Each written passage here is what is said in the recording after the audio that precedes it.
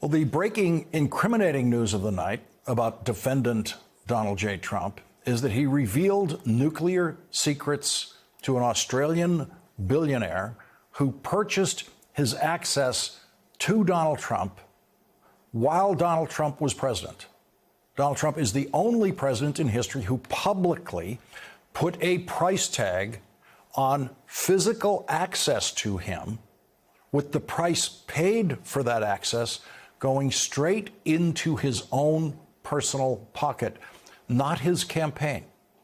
Australian billionaire Anthony Pratt decided to pay that price for access to the President of the United States by buying a membership at the Mar-a-Lago club that Donald Trump runs at his Florida residence because he could not afford the home without the income from the club. The Australian billionaire bought that access only after Donald Trump became president, and he got exactly what he wanted at the club, which was frequent contact with Donald Trump, including having dinner with the then president of the United States. The New York Times is reporting tonight, shortly after he left office, former President Donald J. Trump shared apparently classified information about American nuclear submarines with an Australian businessman during an evening of conversation at Mar-a-Lago, his private club and residence in Florida, according to two people familiar with the matter. According to another person familiar with the matter, Mr. Pratt is now among more than 80 people whom prosecutors have identified as possible witnesses who could testify against Mr. Trump at the classified documents trial, which is scheduled to start in May in federal district court in Florida. The account that Mr. Trump discussed some of the country's most sensitive nuclear secrets with him in a cavalier fashion could help prosecutors establish that the former president had a long habit of recklessly handling classified information. And the existence of the testimony about the conversation underscores how much additional information the special prosecutor's office may have amassed out of the public's view. The secrets that Donald Trump revealed to the Australian billionaire about the United States Navy submarines included, quote, how many nuclear warheads the vessels carried and how close they could get to their Russian counterparts without being detected.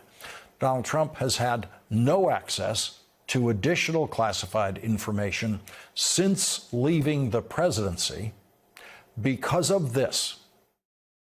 I just think that there is no need for him to have that intelligence briefing. What value is giving him an intelligence briefing? What impact does he have at all, other than the fact he might slip and say something? We have entered the dismissal and delay stage of the Trump prosecutions, with criminal defense lawyers doing what criminal defense lawyers almost always do: ask for dismissals and ask for delays. Motions to dismiss in criminal cases are standard defense procedure that rarely work. Motions to delay the cases are also standard procedure and do work more frequently. Today at 8:30 a.m., Trump criminal defense lawyers asked their favorite judge, Aileen Mercedes Cannon, who was appointed by Donald Trump, to delay the trial in the classified documents case 6 months so that it wouldn't begin before November of next year.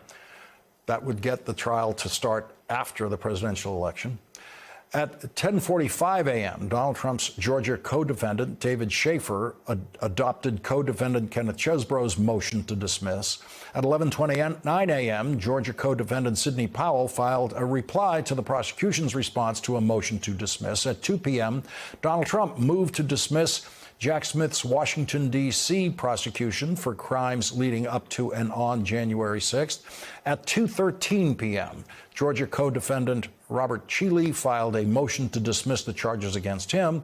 At 4 p.m., Donald Trump filed a motion to dismiss the criminal charges against him in Manhattan for business fraud in payoffs to porn star Stormy Daniels. And at 5:15 p.m., Georgia Judge Scott McAfee held a hearing on motions to dismiss by co-defendant Sidney Powell and indicated that a dismissal would be unlikely.